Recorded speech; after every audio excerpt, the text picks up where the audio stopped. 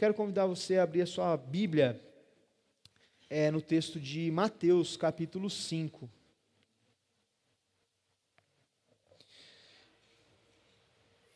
Mateus, capítulo 5. Nós vamos começar hoje uma série de mensagens. Antes da gente ler o texto, quero falar um pouquinho sobre essa série. Diferente de como nós temos feito, geralmente, é que as nossas séries de mensagens duram aproximadamente, a maioria das vezes, um mês, né? Nós passamos um mês refletindo sobre um tema, sobre textos específicos da palavra, com base num tema específico também. Dessa vez nós vamos começar uma série, e é uma série que os teólogos, pregadores, chamariam de uma série de lectio continua, ou seja, é uma leitura contínua do texto bíblico. Nós vamos estudar o Sermão do Monte inteiro. Começamos hoje, capítulo 5, o Sermão do Monte vai até o capítulo 7 de Mateus. Tem várias perícopes que Jesus fala sobre diversos assuntos. Então nós vamos gastar aí, pelas minhas contas, uns 3 meses refletindo sobre o Sermão do Monte. Começamos hoje e vamos conversando sobre cada perícope, cada assunto que Jesus vai tratando. E eu dei o nome dessa série de Eu, porém, lhes digo. Por quê? Porque você vai ouvir Jesus falando essa frase o tempo todo. Ele diz assim: Moisés disse tal coisa na lei, eu, porém, lhes digo. Sobre o divórcio, Moisés disse tal coisa, eu, porém, lhes digo.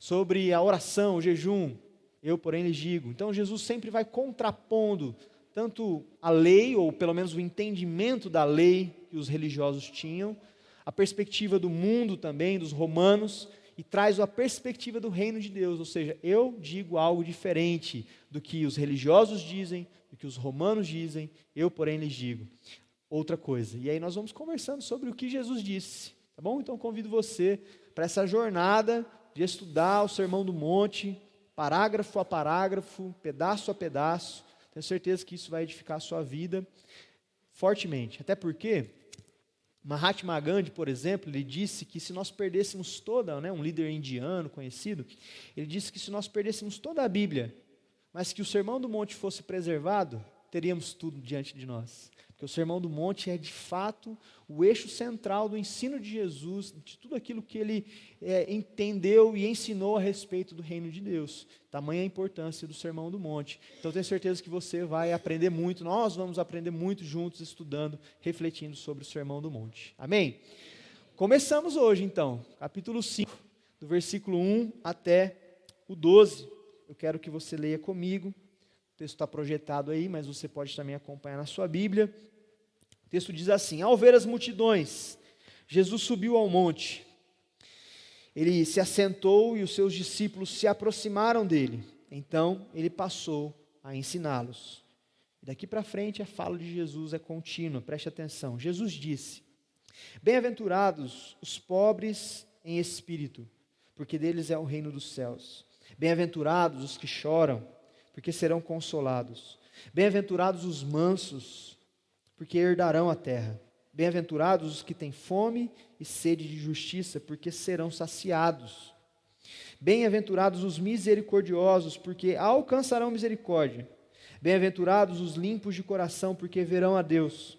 Bem-aventurados os pacificadores, porque serão chamados filhos de Deus. Bem-aventurados os perseguidos por causa da justiça, porque deles é o reino dos céus. Bem-aventurados são vocês, quando por minha causa os insultarem e os perseguirem, e mentindo disserem todo mal contra vocês. Alegrem-se e exultem, porque é grande a sua recompensa nos céus, pois assim perseguiram os profetas que viveram antes de vocês. Senhor, nós estamos diante da tua palavra, e nós corroboramos com a perspectiva de Mahatma Gandhi, que percebeu tamanha riqueza nesse texto bíblico. E nós reconhecemos que todo o texto bíblico tem muita riqueza, porque é a tua palavra. Mas nós queremos nos próximos domingos, nos próximos dias, semanas, meses, nos aprofundarmos naquilo que o Senhor ensinou nesse sermão, naquilo que o Senhor ensinou aos seus discípulos, às multidões que estavam ali ao redor, porque nós cremos que o Senhor também tem algo a nos ensinar aqui, Senhor, e que nós possamos estar com o nosso coração aberto, com a nossa mente esclarecida, para que possamos focar naquilo que o Senhor nos ensinou aqui nesse sermão, Pai. Nos ajuda. Manda o Teu Espírito sobre nós para que possamos ter a mente iluminada, o coração iluminado, Senhor, para entender as Tuas palavras.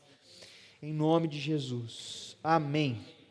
Amém. Irmãos, antes da gente esmiuçar aqui as bem-aventuranças, aquilo que o Senhor nos ensinou, eu queria fazer uma pergunta para você. O que significa ou o que é ser abençoado para você?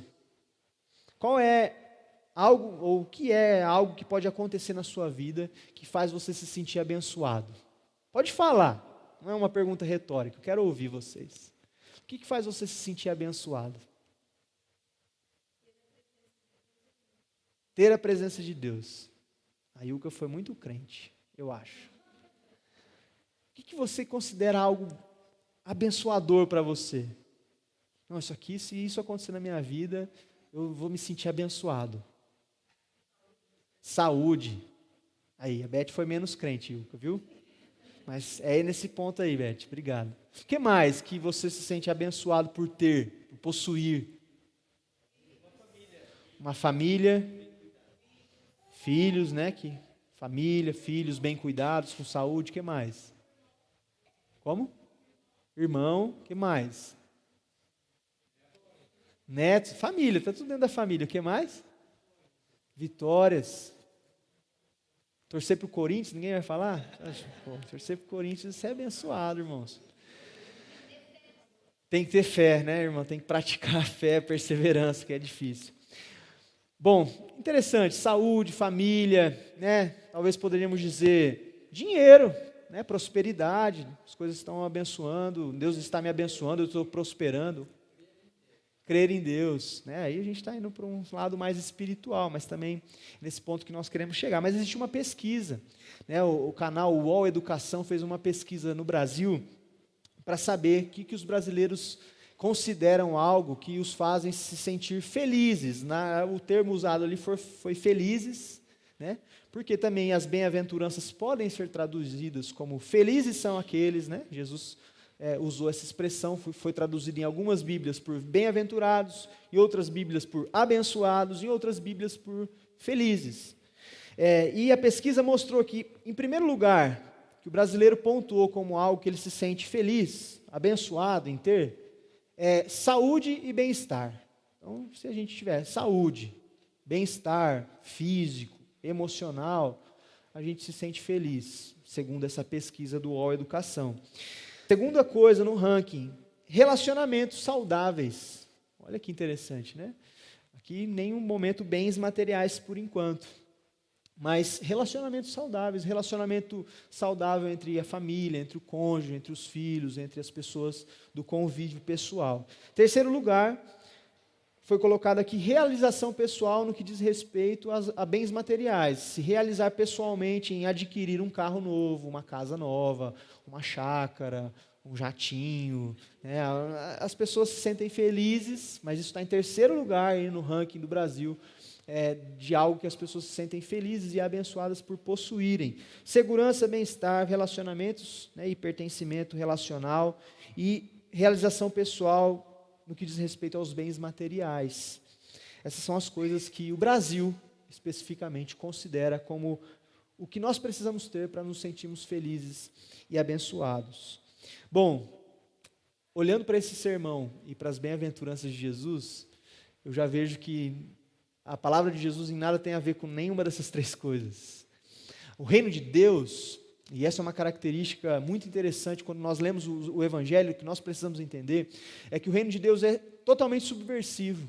O reino de Deus vira o nosso mundo de ponta cabeça. Se nós cremos, se nós acreditamos, se a sociedade diz, se as pessoas dizem que determinada coisa é ser feliz, é ser abençoado, o reino de Deus vai dizer completamente o oposto. O reino de Deus vira a nossa vida de ponta cabeça. O reino de Deus é completamente avesso ao que o mundo considera ser felicidade, ser abençoado, Jesus, então, aqui está no sermão, conhecido como Sermão da Montanha. Eu preciso contextualizar para que a gente entenda. Jesus já havia pregado em alguns lugares, Jesus já havia curado algumas pessoas, Jesus já havia expulsado alguns demônios, inclusive.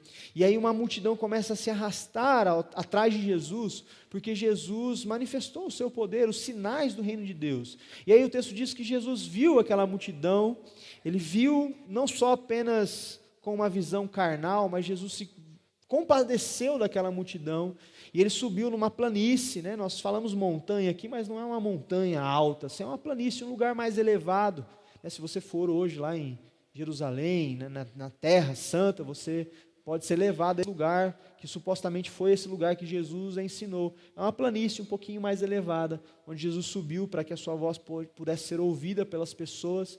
E aí o texto diz que os seus discípulos sentaram pertinho dele, e essa era uma forma que os mestres ensinavam. Os mestres não ensinavam em pé naquele tempo, eles se sentavam, olhavam olho no olho dos seus discípulos e conversavam com os seus discípulos. Jesus faz isso. E ele começa então a pregação desse famoso sermão, conhecido como Sermão da Montanha. Mas o contexto literário também aqui é importante. Jesus começa esse sermão com essa lista das bem-aventuranças. E nós temos aqui pelo menos 8 bem-aventuranças. 8 bênçãos que o Senhor Jesus nos ensina que significa ser abençoado dentro do reino de Deus. Mas é interessante que, se você reparar no texto, essas 8 bem-aventuranças, ela começa com uma bem-aventurança que diz assim: bem-aventurados os pobres em espírito. E a consequência dela é: porque deles é o reino dos céus. E ela termina no versículo 10 com uma bem-aventurança muito parecida, que diz: bem-aventurados os perseguidos por causa da justiça, porque deles é o reino dos céus. Quando a Bíblia, na tradição hebraica, na tradição dos judeus, repete 2 coisas no começo e no fim de uma fala, isso é um estilo literário de dizer que o que está no meio é muito importante. Jesus começa com uma fala afirmando que os pobres de espírito terão o reino dos céus e termina com uma fala dizendo que os perseguidos terão o reino dos céus. Isso nos diz que o meio dessas bem-aventuranças é algo muito importante. É como se Jesus estivesse colocando numa moldura o seu ensinamento. E a moldura é só uma moldura, é só para conter aquilo de mais importante que está ali, a foto, o quadro, a imagem, a pintura. Então a pintura está no meio aqui, nas bem-aventuranças que estão bem no meio. Mas lógico que a gente não vai ficar atento e focado apenas no centro aqui. Apesar de ser muito importante, a gente pode até gastar um pouquinho mais de tempo nele. Mas nós vamos olhar para a moldura também. Nós vamos apreciar o quadro todo. A moldura, o que há no meio, o que há no centro, o que há de mais importante, os detalhes daquilo que Jesus nos ensinou aqui nesse sermão. Eu queria desafiar você a se preparar nessa série, irmãos. A se preparar para ser altamente confrontado. Amém? Está preparado? É difícil, né? A gente às vezes vem para a igreja e fala: pastor, eu vim para a igreja para ouvir uma palavra de encorajamento, uma palavra de conforto. Ok, há momentos que Deus nos entrega uma palavra, mas estudando o Sermão do Monte, refletindo no Sermão do Monte, eu quero desafiar você a vir preparado para ser confrontado. Não por mim, porque eu também estarei sendo confrontado ao pregar, ao ler, ao explicar esse texto, porque é um texto altamente confrontador. Porque, como eu já disse, a lógica do reino de Deus, do que significa ser feliz, do que significa ser abençoado, do que significa ter uma vida boa, agradável, feliz, abençoada, é diferente do que nós temos na nossa perspectiva mundana, carnal, social, do que significa ser feliz. Então só por aí a gente vai começar a ser confrontado. Mas Jesus começa a falar sobre muitas outras coisas ao longo do Sermão do Monte que também confrontarão as nossas perspectivas. Então não falte a igreja, tá? Se eu começar a perceber que os irmãos estão faltando, eu vou perceber que é porque o sermão está muito pesado, está confrontando demais vocês, né? Todos nós.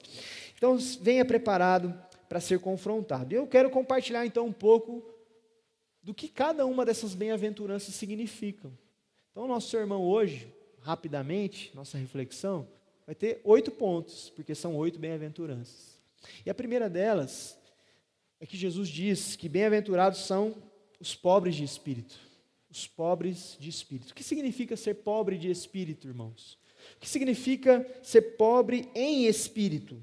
Lógico que Jesus não está falando aqui sobre uma pobreza material, necessariamente. Jesus não está dizendo que para sermos felizes, para sermos abençoados, nós precisamos fazer um voto monástico, um voto franciscano de vender tudo que a gente tem e ser pobre. ser não possuidor de nenhum bem material. Não é isso que Jesus está dizendo. Mas eu preciso te dizer algo que esse ensinamento de Jesus nos mostra, que precisamos lembrar que uma mão cheia ajuda o homem a esquecer-se de um coração vazio. Guarde isso. Uma mão cheia ajuda o homem a se esquecer de um coração vazio. Nós temos que ter muito cuidado com as riquezas, com os bens materiais. Porque muitas vezes a nossa mão cheia, a nossa prosperidade, o nosso sucesso financeiro, o nosso sucesso no nosso empreendimento, nos nossos negócios, nas nossas vendas, no nosso trabalho, as promoções que nós recebemos, os bens que nós adquirimos, pode ajudar você a se esquecer que você e eu temos um coração vazio, que precisa ser preenchido pelo Senhor. Então, ser pobre de espírito não é necessariamente ser pobre de bens materiais, mas é lembrar-se que mesmo que você possua riquezas, uma mão cheia, você possui um coração vazio. Eu possuo um coração vazio, que precisa ser preenchido pelo Senhor. Ser pobre em espírito também não é ter uma autoestima achatada. Sabe, porque muita gente lê esse texto e fala assim, então quer dizer que eu tenho que ser pobrezinho, coitadinho, sempre me vitimizando, uma autoestima rebaixada, eu sou crente, o crente não tem um dia de paz, né? O crente tem que sofrer mesmo. Não é essa autoestima achatada. Jesus não está falando que nós devemos menosprezar quem nós fomos criados, carregando a imagem e a semelhança de Deus, carregando virtudes, carregando riqueza no nosso coração e em quem nós somos, porque carregamos a imagem, a imago Dei. Então não é sobre uma autoestima achatada, até porque Agostinho de Hipona, pai da igreja, disse, conheça-te, aceita-te e supera-te. Quando Agostinho de Hipona falou isso, ele não estava falando aqui uma frase de autoajuda, de autoconhecimento apenas. Ele está dizendo que nós devemos nos conhecer, nos aceitar como nós somos, mas superar quem nós somos. E essa superação tem a ver com entender que a nossa autoestima precisa ser equilibrada. Não precisamos nos menosprezar, nos vitimizar o tempo todo. Então, ser pobre de espírito é reconhecer a nossa total decadência e total dependência de Deus. Ser pobre de espírito aqui, então, não é uma autoestima achatada, não é viver de forma abnegada em relação aos bens materiais, mas é entender a sua total decadência por conta do pecado que age em você e em mim. E a nossa total dependência de Deus. Ser pobre de espírito é ilustrado na parábola que Jesus conta sobre o fariseu e o publicano. Lembra dessa parábola? O fariseu olha para Deus com um senso de uma autoestima altamente elevada e se orgulha de ser um religioso, de cumprir os mandamentos, de orar, mas o publicano não tem coragem de olhar para Deus. Por quê? Porque ele é pobre de espírito. Ele reconhece a sua decadência, ele reconhece a sua dependência de Deus. Então, ser pobre de espírito é isso, é reconhecer que você é decadente, que nós somos caídos, que há mal habitando no nosso coração e que nós dependemos do Senhor. Então, o convite de Jesus para que você seja pobre de espírito. Amém? Qual foi a última vez que você se reconheceu pecador? Qual foi a última vez que você teve esse espírito pobre? Dizer assim, Senhor, eu não mereço. Senhor, eu não consigo olhar para você. Eu não consigo olhar para a tua presença, eu não consigo contemplar a tua face, eu não consigo nem orar, porque eu me arrependo do meu pecado, eu reconheço a minha decadência. Segunda coisa que o texto nos ensina é que felizes, abençoados, são os que choram. Isso parece contraditório, né? É porque, como se Jesus estivesse dizendo assim, felizes são os infelizes. Felizes são os que choram, felizes são os que sofrem. É o choro, e aqui não é um choro simplesmente de um remorso, né? Porque muitas vezes a gente pode chorar, reconhecendo a nossa decadência, mas é um choro de remorso, não de arrependimento. É um choro de medo das consequências. Quem tem filho pequeno sabe que às vezes isso acontece, né? O filho não chora porque ele se arrependeu da bagunça que ele fez, do vidro que ele derrubou, que ele quebrou, do controle da TV que ele jogou no chão e quebrou. Ele chora com medo da reação do pai, do castigo da mãe, da reação que os pais terão. Então não é esse tipo de choro que Jesus está falando que nós devemos ter, é o choro de reconhecimento, de arrependimento dos nossos pecados. Quem é pobre de espírito, chora.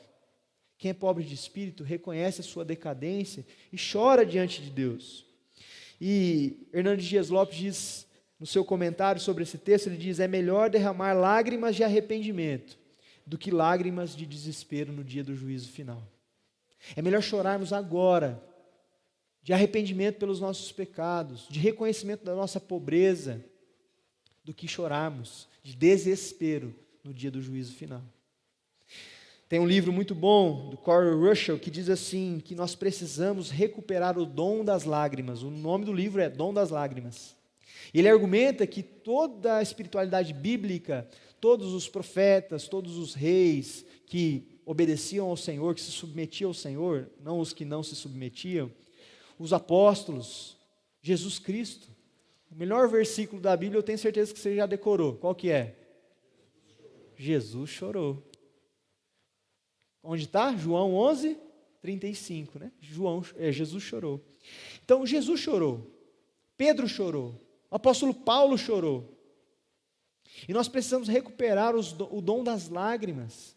Porque nós somos uma geração soberba, autoconfiante, né? Essa é uma herança que nós recebemos aí da era do pós-iluminismo, do pós-racionalismo, em que nós nos sentimos protagonistas da nossa própria história, autossuficientes, a ciência dá conta de explicar tudo, nós damos conta de resolver os nossos problemas, mas nós já temos sofrido as consequências disso. A sociedade já tem percebido que não há como resolver os nossos problemas, porque o nosso problema é muito mais fundo. Então nós precisamos reconhecer a nossa decadência e chorar diante da presença do Senhor. Jesus chorou. Jesus chorou, você lembra o contexto dessa passagem? Jesus chorou porque ele chegou diante de um amigo que estava há 4 dias, Lázaro, morto, sepultado. Por que Jesus chorou, sendo que ele sabia que ele ressuscitaria Lázaro? Por que Jesus chorou, e o Carlão gosta sempre desse exemplo, se Lázaro morreu de novo depois, né? Você já pensou nisso? Lázaro morreu 2 vezes, foi ressuscitado, morreu de novo, né? Tadinho.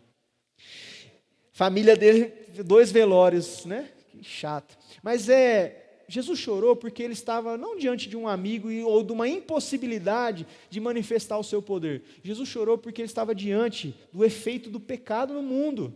Jesus viu Lázaro morto. Jesus viu Maria e Marta chorando desesperadamente por conta da morte do irmão. Jesus se compadeceu não só de Lázaro, mas de toda a humanidade que sofre os efeitos do pecado. E nós devemos também, irmãos, chorar por isso. Qual foi a última vez que você chorou pelo seu pecado, pela sua decadência? Que você teve um momento na presença de Deus, que você se sentiu tão pobre de espírito, tão decadente, tão pecador, que você derramou lágrimas. Eu sei que tem gente que tem uma personalidade mais durona, assim, menos emocional, menos sentimental, né?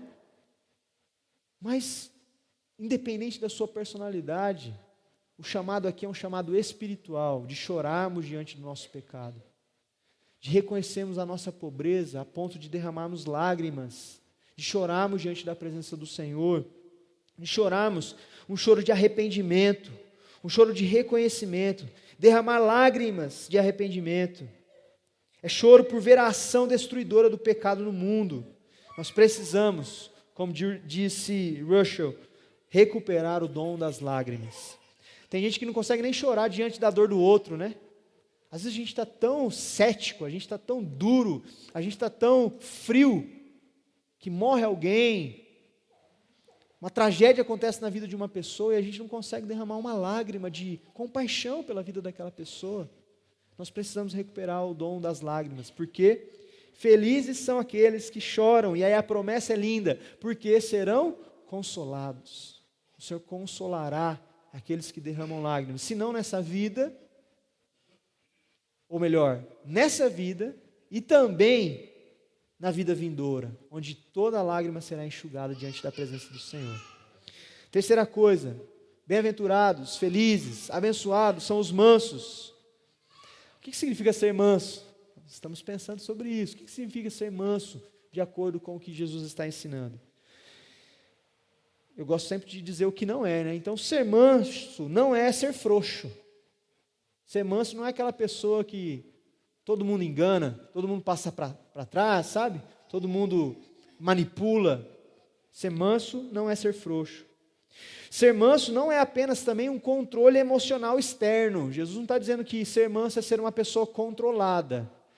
Sabe, porque às vezes isso pode acontecer. A pessoa é polida, né? Socialmente, ela não xinga ninguém, ela não mata ninguém, mas ela deseja, e a gente vai aprender isso mais para frente no Sermão do Monte, ela deseja que a pessoa morra.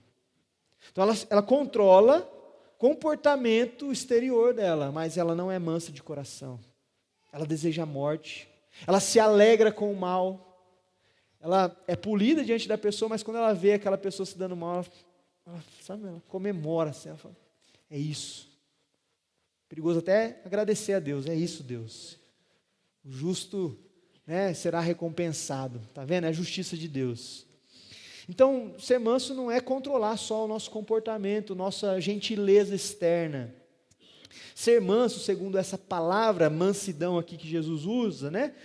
Bem-aventurados os mansos, poderia ser traduzido, olha que interessante, bem-aventurados os domesticados.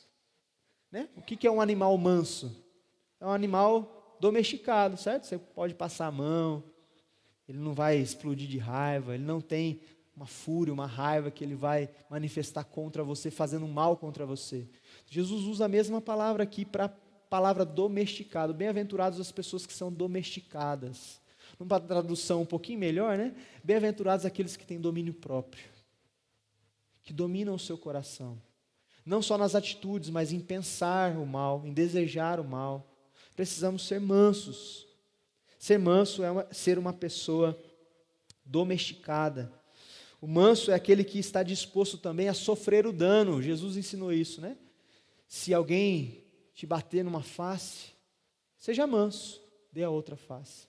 Se alguém te pedir para caminhar 1 quilômetro, 1 milha, seja manso, caminhe outra.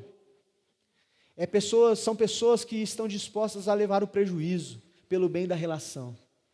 São pessoas que estão dispostas a pedir perdão pelo bem da relação. São pessoas que estão dispostas a reconhecer que estão erradas pelo bem da relação.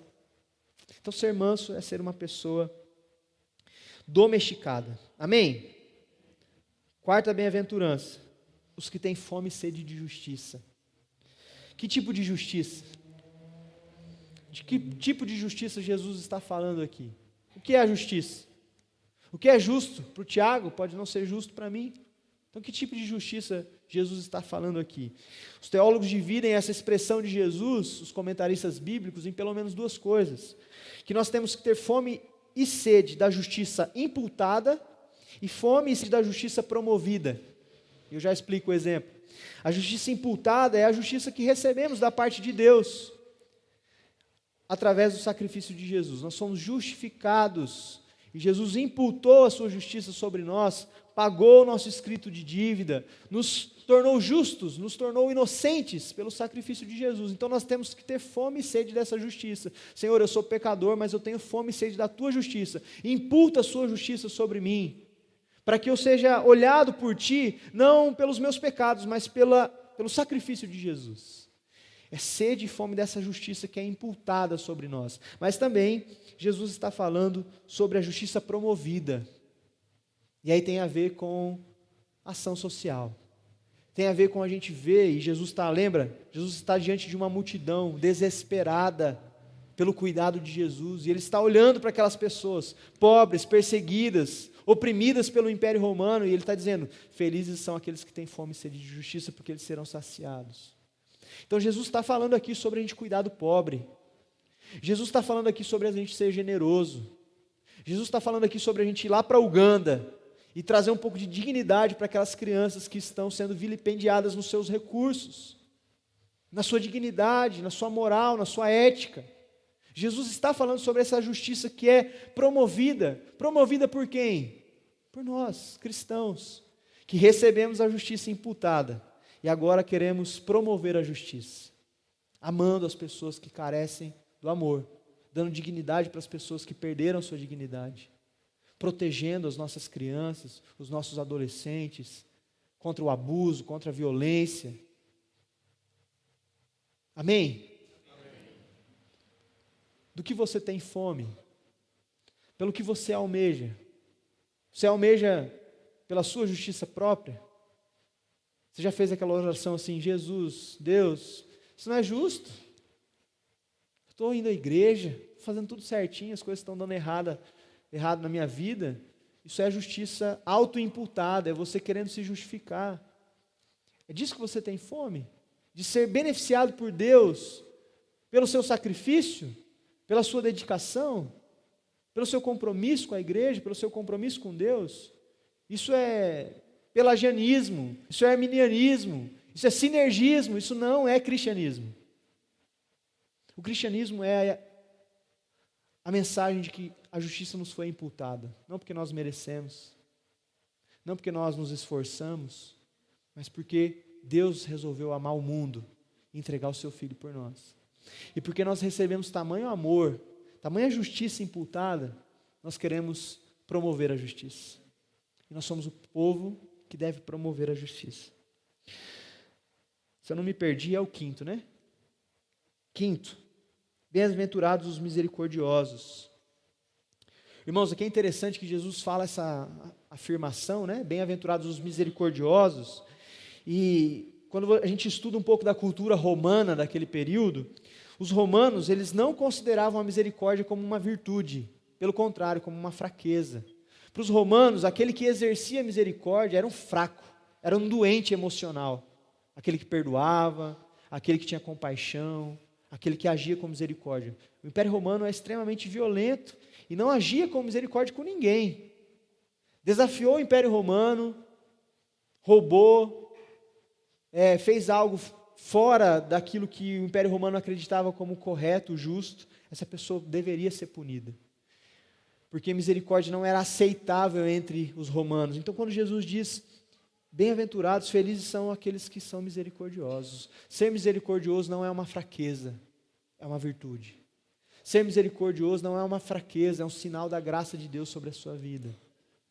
Misericórdia de quem? Misericórdia de nós mesmos.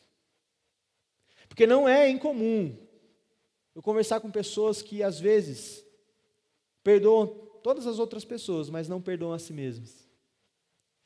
Não colocam peso sobre outras pessoas, mas colocam um peso de autocobrança sobre si mesmo. E a gente às vezes não age com misericórdia com o nosso próprio eu. Isso parte de uma ideia de que nós não queremos ser pobres de espírito. Nós queremos ser reconhecidos pela nossa riqueza intelectual, nossa riqueza de trabalho, de desempenho, de performance. E a gente se cobra, e não age com misericórdia. E não entende as nossas limitações, e não entende os nossos problemas. Então, bem-aventurados aqueles que são misericordiosos, que entendem que a gente está fazendo às vezes o que dá para fazer, o que é possível fazer, o que o Senhor me deu como recurso, eu estou fazendo, eu estou agindo, eu estou tentando viver com propósito, mas também a misericórdia para com o outro. Bem-aventurados aqueles que são misericordiosos para com o próximo. Lembra de outra parábola que Jesus contou? Parábola do bom samaritano. O levita, o sacerdote, passaram por aquele homem jogado à beira do caminho e não tiveram misericórdia dele. Estavam mais preocupados com as suas tarefas, com as suas responsabilidades, do que com exercer misericórdia. Jesus nos ensinou que o samaritano parou e agiu com misericórdia. Então a gente precisa ser também, além de promotores da justiça, misericordiosos. Sexto, bem-aventurados os puros de coração. Irmãos, e aqui Jesus não está falando de uma pureza ritualística. Lembra que Jesus era um judeu. Ele estava falando num contexto em que ser puro significava purificar-se por meio de um ritual, certo? Um leproso, uma mulher no seu período de menstruação, alguém que tinha alguma doença, alguém que tinha relado num cadáver, no sangue de um animal, num animal morto. Essa pessoa estava o quê? Impura. E para ela ser purificada, ela precisava passar por um ritual de afastamento, de limpeza, para depois ser incluída novamente no acampamento e na entrada do templo, por exemplo. Jesus não está falando sobre essa pureza ritualística. Jesus está falando sobre um coração puro, uma pureza que é interior. E pureza para Jesus é integralidade, é um coração não dividido. Ser puro de coração é quando o seu coração não está dividido entre vários amores, mas você ama a Deus acima de todas as coisas. Ainda que você seja pecador, ainda que você seja falho, como eu sou, mas você ama a Deus e você deseja confiar em Deus com todo o seu interior e o seu coração não está dividido. Isso é pureza de coração para Jesus. 7, bem-aventurados os pacificadores.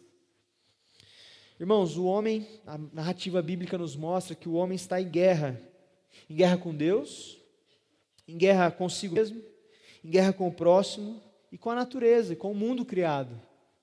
Jesus está dizendo, bem-aventurados os pacificadores, aqueles que buscam a paz com Deus, consigo mesmo, com o próximo e com a natureza. E ser pacificador, irmãos, não é necessariamente, quando a gente às vezes olha para esse texto, né, a gente acredita que a gente precisa ser uma espécie de hippie, assim, né, zen, pacificador. Não vou me estressar, não vou ficar nervoso com ninguém, vou sempre na paz. Não é sobre essa paz que Jesus está falando, porque a paz não é a ausência de confronto, e a paz também não é sacrifício da verdade. E aí eu me lembro de uma história que uma vez eu ouvi de um pastor, um testemunho, que eu quero contar para você. O pastor contou que uma vez eles estavam fazendo uma reforma na igreja. E era uma igreja numa área central, mais ou menos parecida com a nossa, mas que não tinha pontos comerciais ao redor, tinha casas, famílias que moravam ao redor da igreja. E a reforma estava fazendo um barulho, uma bagunça, a igreja estava sendo toda reformada. E tinha um vizinho chato que começou assim, a perturbar os irmãozinhos, porque os irmãozinhos se juntaram para fazer um mutirão, falaram, não vamos pagar mão de obra para pedreiro, não, nós vamos junto fazer essa reforma da igreja.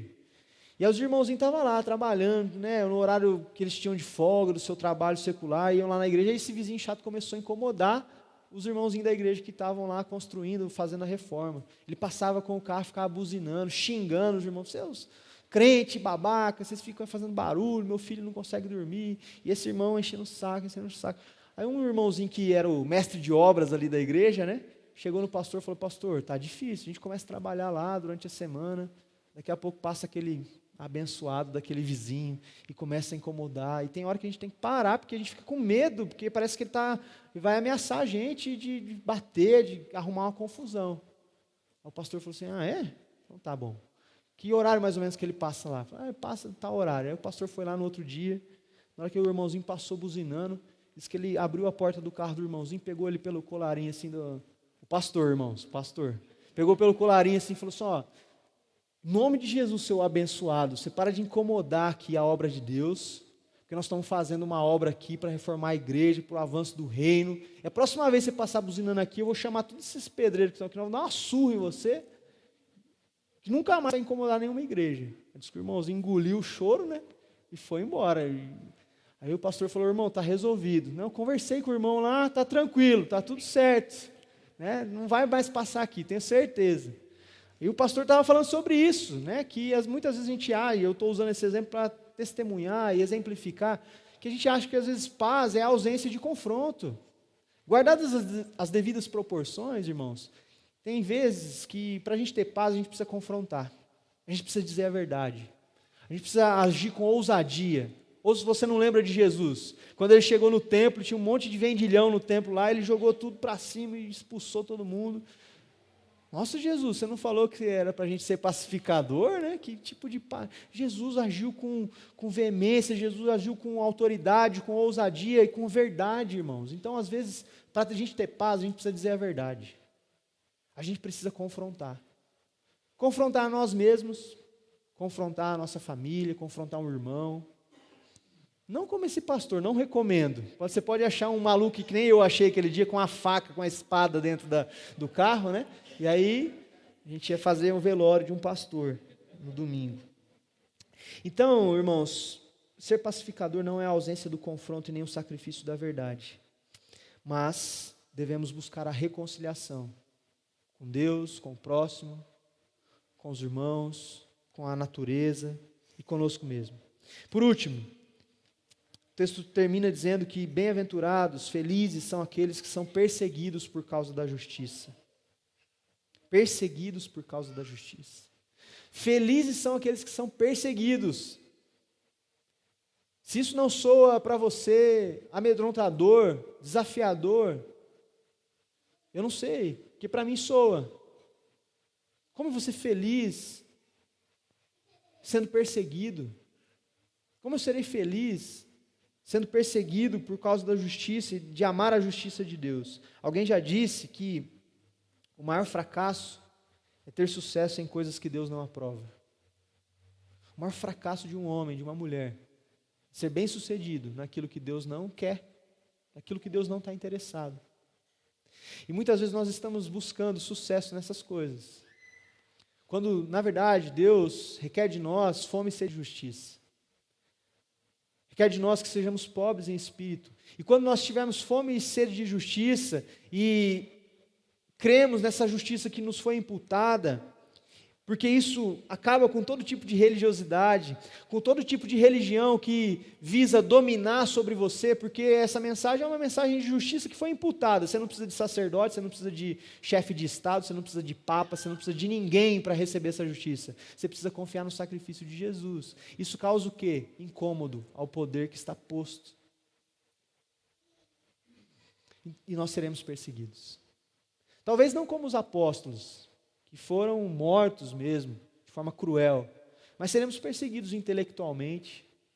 Nós conhecemos uma missionária da China, quando estávamos na África do Sul, e ela contou o seu testemunho, de que quando ela se converteu e decidiu, entendeu em Deus, que Deus a estava chamando para ser missionária, e abandonar os negócios dos pais, da família, porque na China tem essa tradição da honra, né? O filho vai continuando o negócio do pai, da família.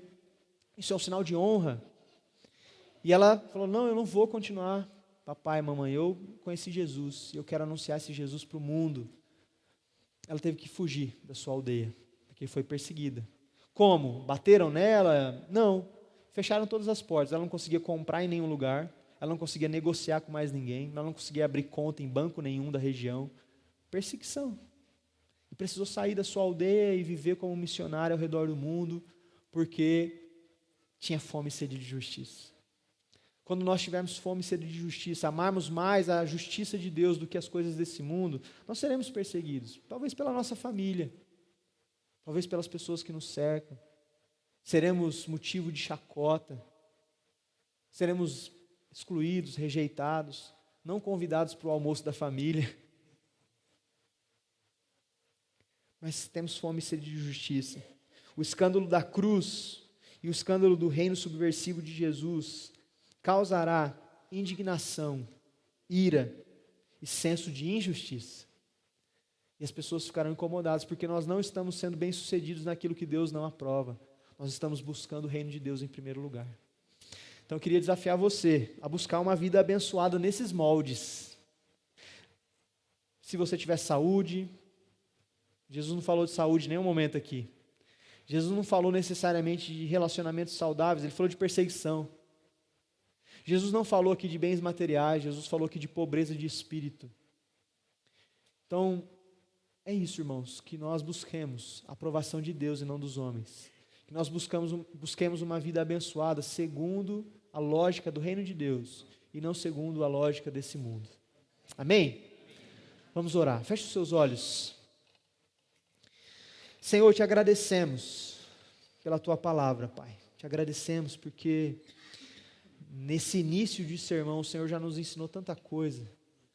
O Senhor já nos ensinou que devemos reconhecer a nossa pobreza, a nossa decadência e a nossa dependência do Senhor. E nós queremos fazer isso nesse momento, Pai. Somos falhos, indignos, não merecedores. E como aquele publicano da parábola, nós batemos no peito, Senhor, em sinal de arrependimento. Choramos em sinal de arrependimento. E confessamos que só a Tua graça, Senhor, nos basta. Só a Tua graça é capaz de nos transformar, Senhor. Só a Tua graça é capaz de nos preencher. Nós nos esvaziamos de nós mesmos nesse momento para que o Senhor nos encha com o Teu Espírito, Pai. Nós reconhecemos que somos humildes, mansos e queremos viver nessa mansidão, essa humildade que o Senhor está nos ensinando aqui nessa noite, Deus. Queremos ter fome e sede de justiça. Queremos crer na justiça que foi imputada a nós, mas também queremos promover a justiça, Senhor. Quem são as pessoas que estão tendo a sua justiça usurpada, que estão ao nosso redor? Que nós podemos promover a justiça para essas pessoas, amando, sendo generoso, cuidando, orando e manifestando o reino de Deus e a sua generosidade, Senhor. Nos ajuda. Senhor, nos ajuda a passar pelas perseguições com alegria. Nos ajuda, Senhor, a sermos bem-sucedidos naquilo que importa para o Senhor e não para esse mundo, Deus. No nome de Jesus, nós oramos pedindo uma vida abençoada, uma vida feliz, segundo o padrão do reino de Deus. Assim oramos, no nome de Jesus. Amém.